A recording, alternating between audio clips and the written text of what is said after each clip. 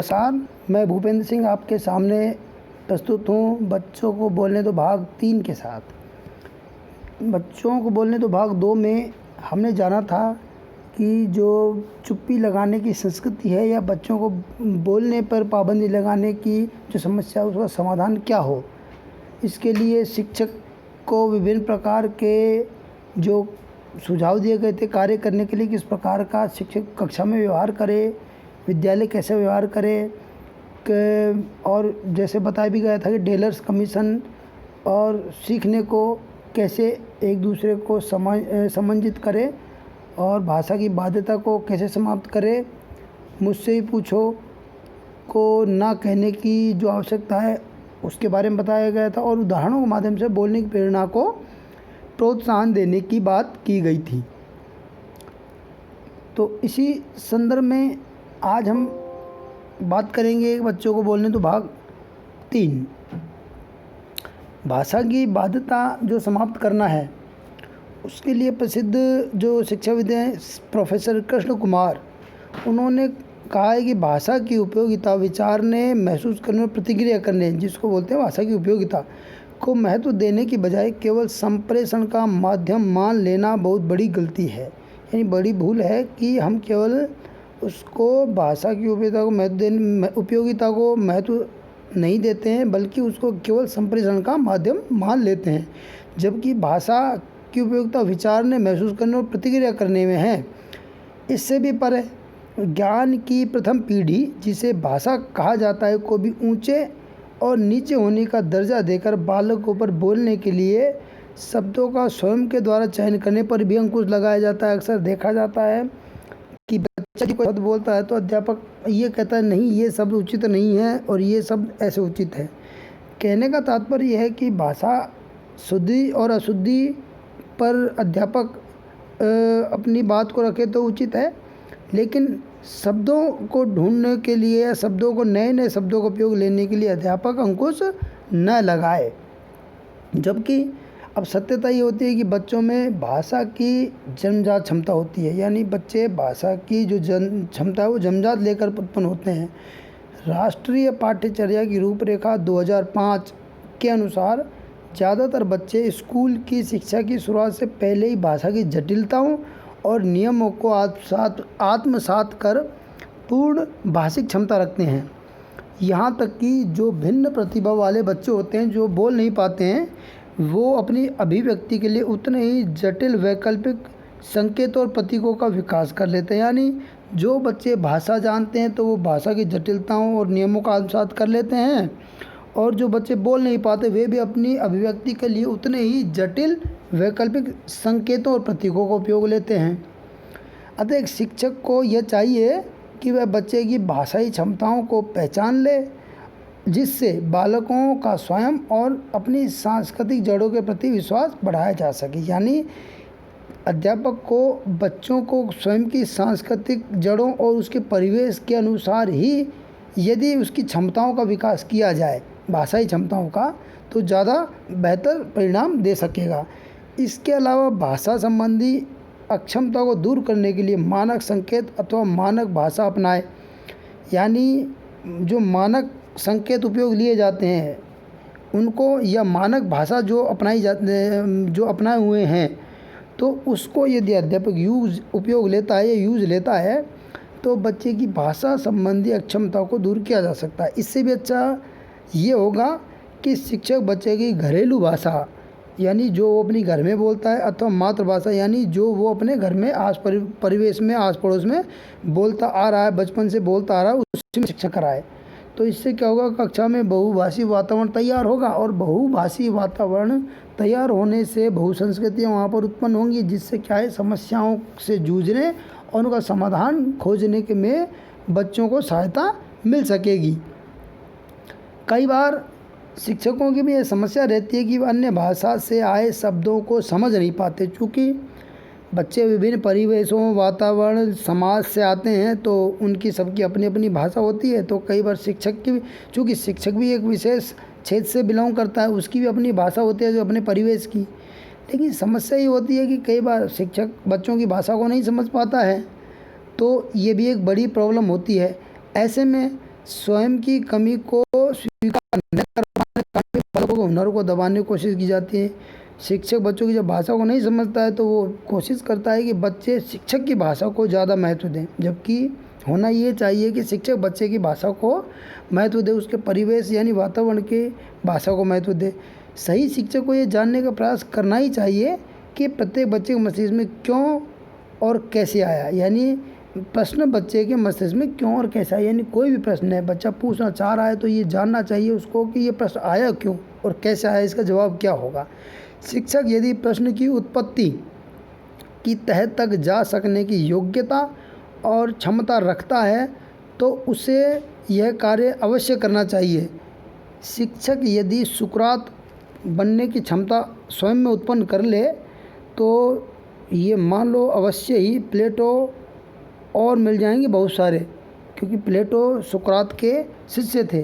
तो कहने का तात्पर्य ये है कि यदि द्रोणाचार्य शिक्षक अपने आप को बनाने की कोशिश करे तो निश्चित ही उसको बहुत सारे अर्जुन और युधिष्ठिर भी मिल ही जाएंगे। अगली जो बात है वो है मुझसे ही पूछो को ना कहने की ज़रूरत है। भाषा हो या विज्ञान, किसी भी कक्षा के शिक्षक को यह कतई पसंद नहीं होता कि बच्चे एक दूसरे से कुछ भी पूछें या आपस में कक्षा में बैठे बैठे बात करें। कदापि शिक्षक को ये वाक्य सुनते हो सुना जा सकता है कि बातें नहीं मुझसे पूछो, यानी अध्यापक जो कई बार देखा होगा जब बच्चे बात करते कि नहीं बातें नहीं करें, जो भी समस्या है मुझसे पूछें। ऐसे में बच्चों में स्वयं की समझ से उपजे ज्ञान को खुलकर सामने आने का अवसर ही नहीं मिल पाता है। यानी अब होता क्या है ऐसी समस्या में कि भय के कारण बच्चे अपने स्वयं के ज्ञान को व्यक्त करने में संकोच करने लगते हैं। यानी शिक्षक जब ये टोकता है इस तरह से बातें नहीं मुझसे पूछो, तो क्या होता है कि बच्चे अपनी बातें शिक्षक के सामने रखने से झिझकते डरते हैं, और इस भय के कारण उनके खुद की जो बच्चों की स्वयं में सूझ उत्पन्न होने की क्षमता है वो धीरे धीरे निश्चित ही गायब होती चली जाती है, यानी लुप्त प्राय हो जाती है। यानी बच्चे जो सोचने की क्षमता रखते हैं वो अब सोचना बंद करने लगते हैं। राष्ट्रीय पाठ्यचर्या की रूपरेखा 2005 ऐसा स्पष्ट करती है कि एक शिक्षक को शिक्षा शास्त्र का विशेषज्ञ होने के नाते यह समझ तो होती ही है कि तर्क, समानता और वैयक्तिक स्वायत्तता की अवधारणाएं आपस में गहनता से जुड़ी हुई हैं। ऐसे में मुझसे पूछो के बजाय अध्यापक को चाहिए कि खुली और स्वस्थ विचारधारा अपनाने के अतिरिक्त बच्चों के स्वयं के ज्ञान और विचारों को खुला मंच प्रदान करना चाहिए।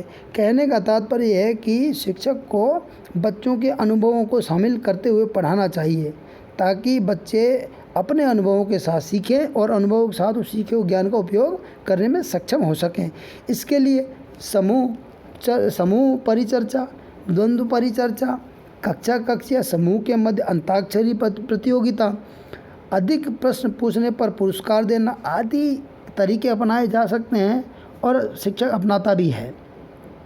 राष्ट्रीय पाठ्यचर्या की रूपरेखा 2005 के अनुसार हमें अपने बच्चों को समझ का चस्का लगने देना चाहिए। यानी जैसे कहा जाता है कि बच्चों को टॉफ़ी या चॉकलेट बड़ी पसंद होती है, तो आप टॉफ़ी चॉकलेट दोगे तो बच्चा आपसे प्रेम करने लगता है। तो यही बात है करिकुलम में भी। करिकुलम एक्चुअल में इस प्रकार का है जिसको पढ़ाने के लिए अध्यापक अपने नए तरीक़ों से, अपने इनोवेटिव तरीक़ों से बच्चों को आकर्षित कर सकता है, लगने देने के लिए प्रेरित कर सकता है, जिससे उन्हें सीखने में यानी बच्चों को सीखने में मदद मिल सके।